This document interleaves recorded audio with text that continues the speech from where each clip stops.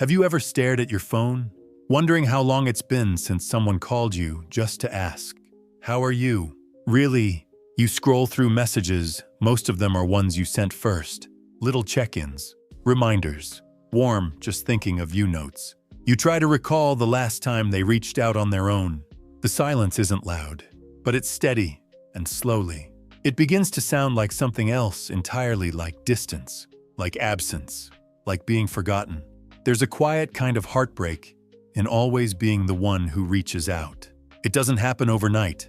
At first, it's subtle, a missed call, a promise to visit soon, a birthday greeting delayed with a quick, "Sorry, been so busy lately." You smile, you understand. Of course you do. You've always been the understanding one.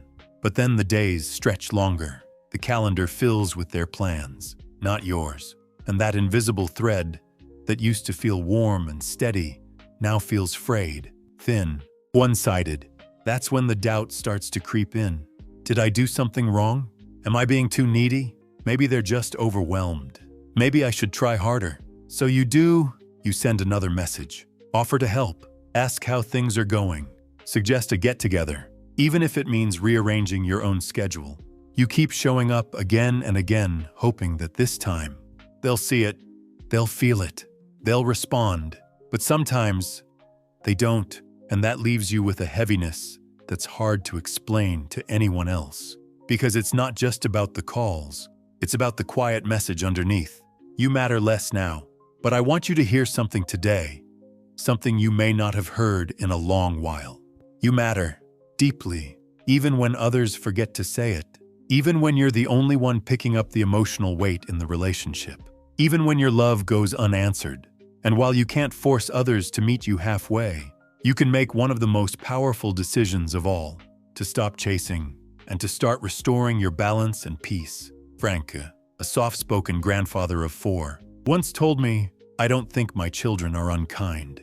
I think they're just living in a world that spins too fast." But I got tired of always being the one to call, to visit, to offer help. I was starting to feel like a ghost in their lives, always present, but never truly seen. What Frank did next wasn't dramatic. He simply paused. He stopped texting every week. He stopped offering to help unless asked. He stopped bending his life around their absence. At first, it was uncomfortable. He missed them. He missed the illusion of closeness, even if it had been built on his own effort alone. But in that quiet space, something unexpected happened. Frank started hearing his own voice again, the one that had been drowned out by all the reaching, giving, waiting. He began to garden more. He joined a small walking group. He even started writing little reflections about aging and how strange it feels to give so much love into a void. And eventually, the calls did come. Maybe not every day, but they were different. A little softer, a little more aware, because Frank had stopped trying to pull everyone close. And that space, that pause, made others notice his absence in a new way. Not out of guilt, but out of realization. The first step to regaining balance isn't to withdraw out of spite. It's to return to yourself, to recognize the worth that doesn't depend on who texts first. Margaret, a retired nurse and lifelong caretaker, shared something similar. "I was always the organizer, the holiday planner, the one who kept the family glued together.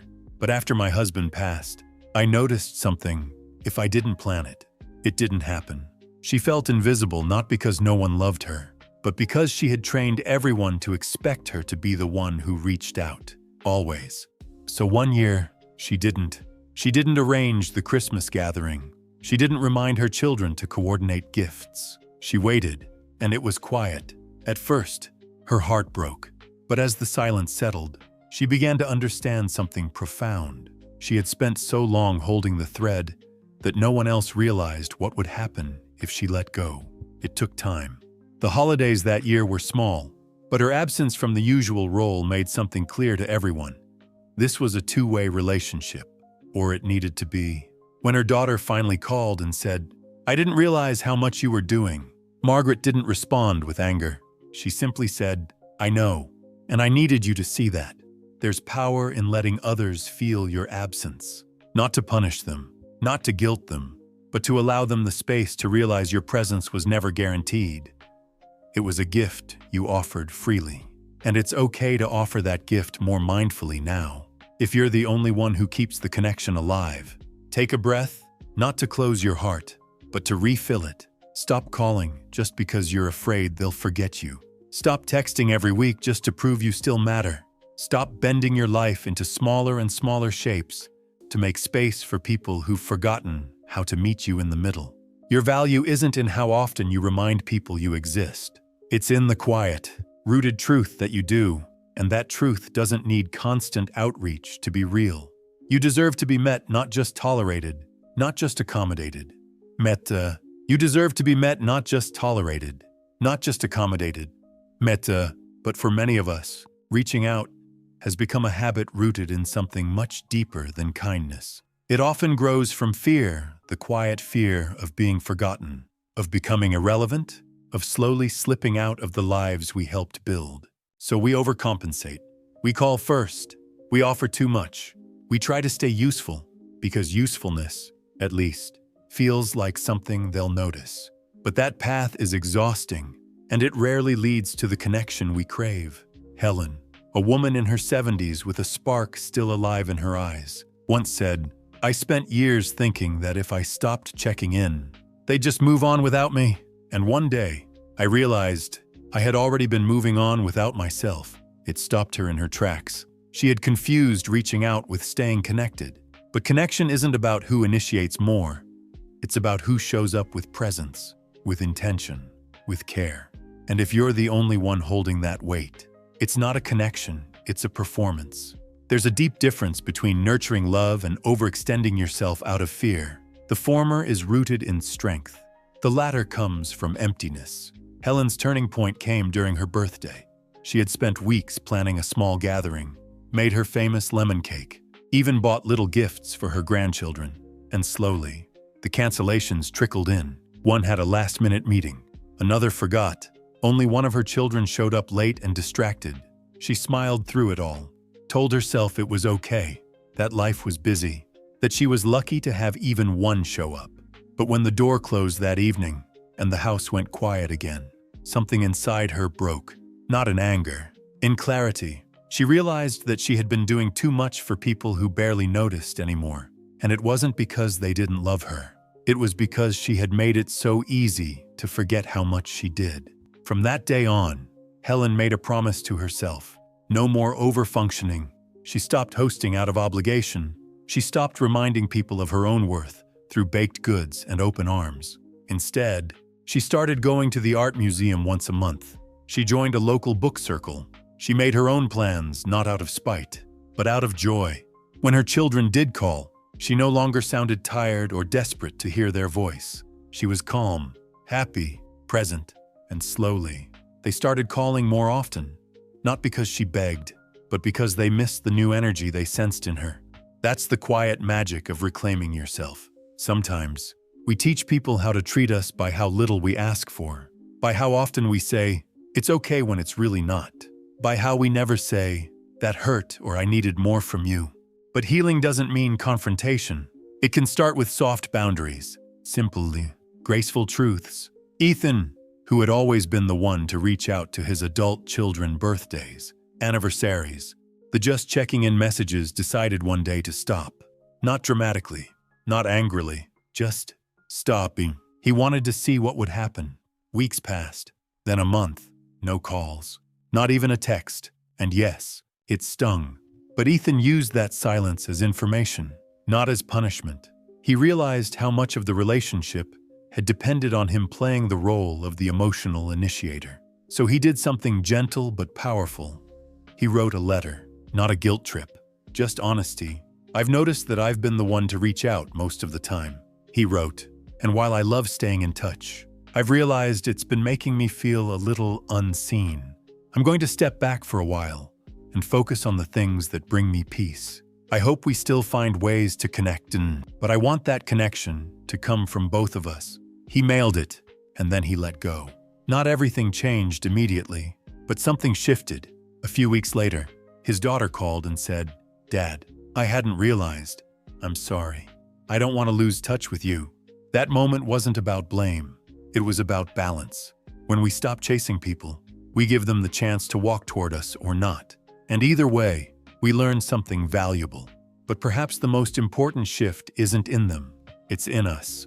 When you stop being the only one who reaches out, something begins to rise up inside you, a steadiness, a kind of quiet dignity. You start making decisions based on peace, not panic. You start honoring your energy instead of draining it to hold up connections that shouldn't be so heavy. Grace, a retired school teacher, told me that her life changed when she stopped waiting for calls, waiting for invitations, waiting to feel remembered. She began doing little things that nourished her, tending her herbs in the early morning, journaling while sipping warm tea, going on afternoon walks and smiling at strangers. Her phone was still mostly quiet, but her heart wasn't, and soon, she realized, the more present she was in her own life, the less she depended on others to remind her that she existed. That's the transformation. You don't stop reaching out because you're bitter. You stop because you've finally reached in and found someone worth holding close yourself. You stop because you've finally reached in and found someone worth holding close yourself. That shift may feel quiet at first, like the stillness of a morning after the storm. No fireworks, no grand applause, just calm, a kind of space in the heart that had once been filled with the noise of unmet expectations. And in that stillness, something begins to grow. Margaret told me that after she stopped organizing everything, after she stopped being the family's calendar, the glue, the reminder, she started waking up with fewer knots in her stomach. There was no list running through her mind, no silent worry about who she needed to check in on next. Instead, she noticed the birds outside her window. She lit a candle in the morning and read a few pages of a novel she used to love. She made herself tea and actually sat down to drink it while it was still hot. And for the first time in a long while, she felt like the center of her own life, not the orbit around everyone else's. This didn't mean she stopped loving her family. In fact, she felt more love because it no longer came from fear. It came from fullness, and slowly, her family started to respond, not with grand gestures, but with awareness, a text to ask how she was, a suggestion to come visit, rather than always waiting for her to make the plan. When you stop overfunctioning, it creates a vacuum, one that others must choose to fill or not. And either outcome gives you truth, but more importantly, it gives you peace. Chloe, who used to call her son every Sunday without fail, decided one week to stop. She realized the calls had become one-sided, short, distracted responses from him, and her carrying the weight of the conversation. I wanted him to know I cared, she said. But somewhere along the way, it stopped feeling like a conversation. It felt like me knocking on a door that no one opened anymore.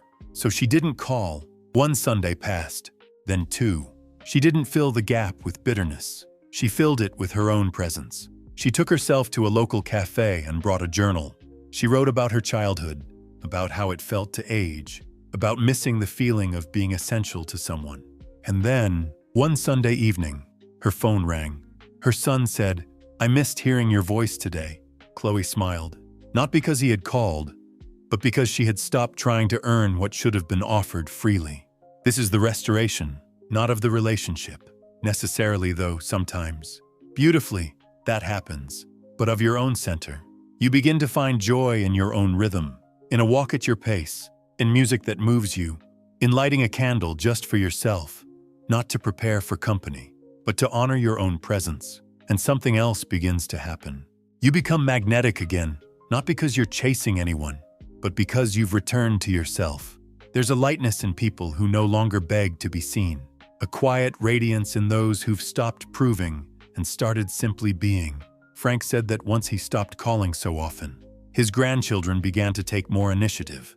Not right away, but after a while. They noticed. They asked me why I hadn't called, he said with a smile. I told them, I just figured I'd wait and see if you missed me. And the beauty of that moment wasn't in the apology they gave, though they did apologize. It was in the respect that came after, because Frank wasn't angry. He wasn't guilt-tripping anyone. He had simply made space for them to step up, and they did. When you embody self-worth, you don't need to demand respect. You naturally command it. And if they don't respond the way you hope, that's okay too, because you're not living for their validation anymore. You're living for your own peace. This journey is not about becoming distant. It's about becoming whole. Not bitter, but balanced. Not colder, just clearer. You begin to ask yourself different questions. Not, why didn't they call me? But what do I need today? Not how do I get them to notice me? But what brings me joy? Even in the quiet. Not am I still important? But am I being kind to myself right now? And little by little, life starts to feel less like waiting and more like living. Hannah, a widow who used to feel invisible at family gatherings, once told me, I started walking into rooms like I belonged. Not loudly, just fully. And you know what? People started treating me differently. Not because I demanded it, because I believed it. That's the turning point. When you stop acting like an afterthought, the world begins to see you as a whole sentence again, not a footnote. It doesn't take dramatic changes. Sometimes, it's as small as not answering the phone when you're resting, as gentle as saying, I have plans. When someone assumes you're free, as brave as sitting in silence rather than filling the space with forced cheer. You don't have to shrink to keep others comfortable, and you don't have to reach out endlessly to remind others that you exist. Because the moment you return to your own presence fully, honestly, lovingly, is the moment you begin to radiate something that can't be ignored. You become the kind of person others want to draw near again, not because you chased them, but because you came home to yourself. And maybe, just maybe, that was what you needed most all along. Maybe that was what you needed most all along. Not more replies, not faster responses, not bigger apologies, but simply this, the space to come home to yourself, to sit with your own presence and feel that, yes, this is enough. If you've listened all the way to this point, I want to thank you, truly. It means something that you stayed. It means something that you listened. It means, perhaps, that some part of this touched a place in you that's been waiting quietly, patiently for a little light to return. I don't know the details of your story. I don't know how many times you've been the one to reach out, to hold the connection together with your own two hands, hoping someone else would finally help carry it. But I know what it feels like to be tired. I know what it feels like to care deeply and wonder if that care is returned. And I also know this, just because others have forgotten to reach for you, doesn't mean you are forgotten. You're still here. You're still breathing. You're still capable of joy, of connection, of presence, maybe more now than ever. You don't need to abandon love to find balance. You just need to stop abandoning yourself in the name of love. You've spent so much of your life pouring into others. That love is real. That generosity is beautiful. But you were never meant to be a well that runs dry. You were always meant to be a river flowing, full, alive. If this message resonated with you in some small way, I'd love to hear your story. Has your relationship with your family or friends changed over time? Have you found yourself being the only one reaching out? What helped you begin to reclaim your balance, your peace, your dignity? You don't have to share the whole story. Just a few words, a memory, a feeling. You never know who might be comforted by knowing they're not the only one.